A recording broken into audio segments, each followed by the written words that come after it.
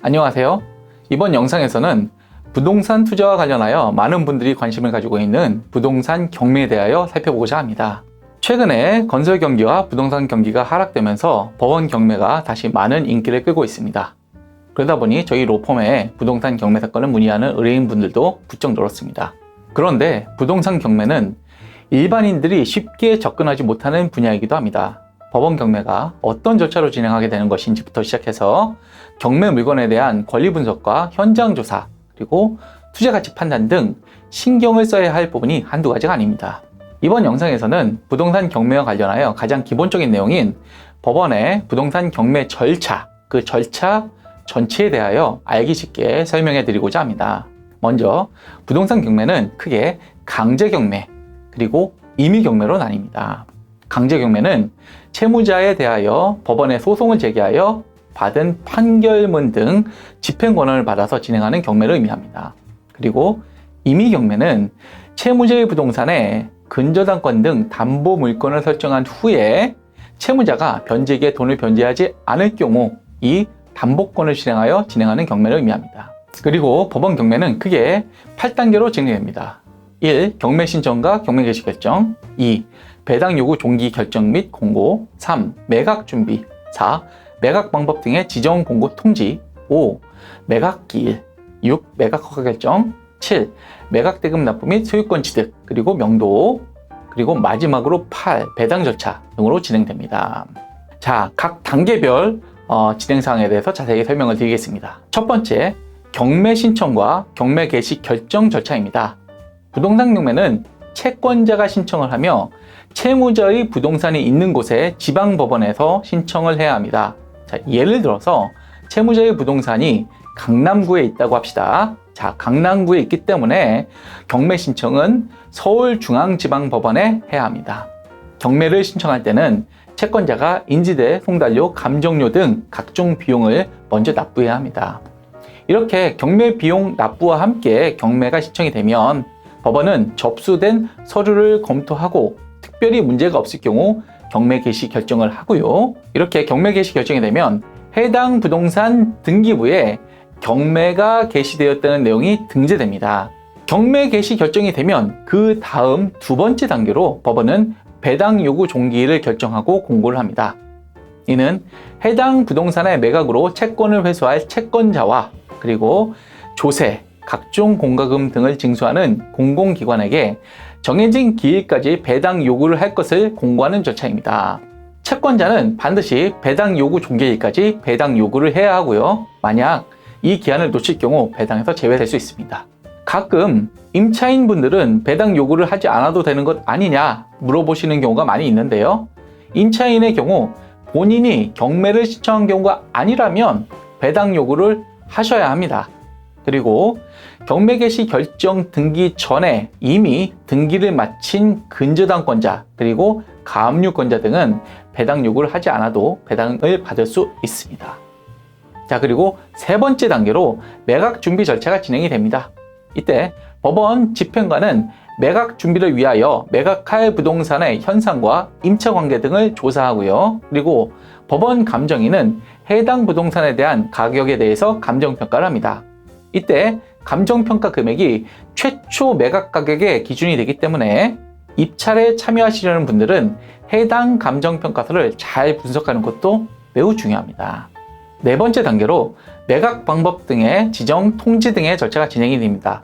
매각 방법과 관련하여 법원 경매는 기일 입찰 방법과 기간 입찰 방법이 있으나 현재 법원은 통상 기일 입찰로 진행하고 있습니다. 즉 특정한 일시를 정해서 진행하는 입찰입니다. 그리고 법원은 경매를 통하여 경매 신청자보다 우선순위에 있는 채권을 모두 변제하고 잉여가 남을 가능성이 없다는 등의 특별한 사정이 없는 한 매각 기일과 매각 결정 기일을 정해서 이해관계인에게 통지하고 법원 게시판 등에 공고를 합니다. 자, 이렇게 해서 매각 기일을 진행할 준비가 다 되면 다섯 번째 단계로 매각 기일과 매각 실시 절차가 진행이 됩니다.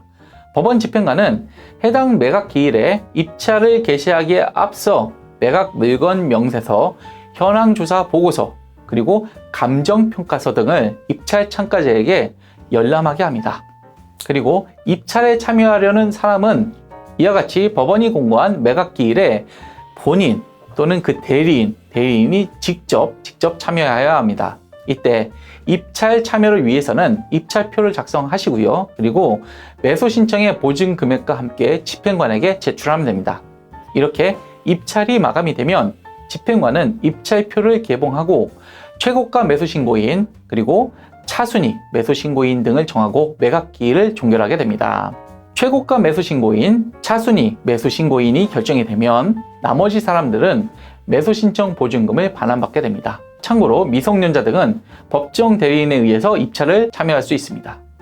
그리고 농지를 낙찰받는 사람들도 자주 있는데요. 이때 주의할 점은 매각 결정 기일까지 농지 취득 자격 증명원을 발급받아서 법원에 제출해야 합니다. 만약 이를 제출하지 못할 경우 매각이 불허가 될 수도 있으니 주의를 하시기 바랍니다. 다음으로 6번째 단계로 매각 결정 절차가 있습니다. 매각 기일에 최고가 매수 신고인이 결정이 되면 법원은 한 일주일 정도 후로 매각 결정 기일을 정합니다. 그리고 이해관계인의 의견을 듣고 매각 불허가 사유 등에 대해서 조사한 후 최종적으로 매각 허가 결정 또는 매각 불허가 결정을 하게 됩니다. 이때 자주 문제가 되는 것이 바로 유치권 신고입니다. 즉 해당 부동산에 유치권이 없는 것으로 알고 최고가 매수 신고인이 되었는데 매각 결정 기일 전에 매수 신고인이 알지 못한 유치권 신고가 들어오는 경우가 있습니다.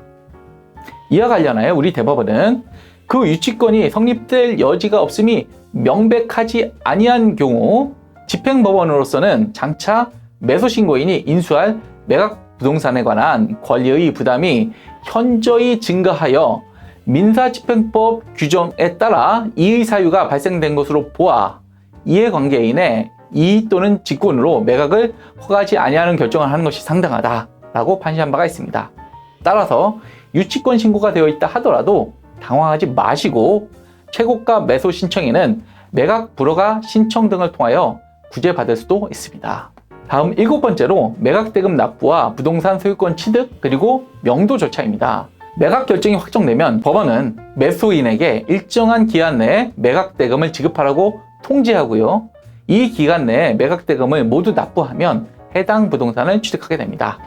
만약 매수인이 이 기간을 지키지 못한 경우 법원은 차순위 매수 신고인이 있을 경우 그에게 매각을 허가할 것인지 여부를 결정하고 만약 차순위 신고인이 없을 경우 재매각 절차를 진행하게 됩니다. 매각대금을 모두 납부하고 해당 부동산을 취득한 다음에 반드시 챙겨야 하시는 것이 바로 해당 부동산을 점유하고 있는 소유자 또는 임차인 등에 대한 명도입니다. 이를 위하여 부동산 인도 명령 신청이라는 제도를 활용할 수 있습니다. 부동산 인도에 대해서는 경매 전문가와 직접 상의하시면 훨씬 쉽게 명도를 진행하실 수 있습니다. 자, 이렇게 매각 절차가 다 마무리가 되면 마지막으로 매각 대금을 가지고 배당하는 절차가 진행됩니다. 즉 매수인이 매각 대금을 모두 지급하면 법원은 배당을 요구한 채권자 등에게 배당 기일을 통지하고 확정된 배당표에 따라서 배당을 실시하고 법원은 경매를 마무리합니다. 법원 경매 절차가 복잡하고 검토해야 할 사항도 많지만 이에 대해서 막연히 두려움을 가지실 필요는 없다고 생각을 합니다. 기본적인 경매 절차를 숙지하고 또 유치권 문제나 명도 문제 등 복잡한 법률 문제에 대해서는 전문가와 상의한다면 경매에 훨씬 쉽게 접근할 수 있다고 생각합니다. 오늘 영상도 도움이 되셨다면 좋아요와 구독, 알림 설정을 부탁드리겠습니다. 지금까지 법무법인 센트로의 김정우 대표 변호사였습니다. 감사합니다.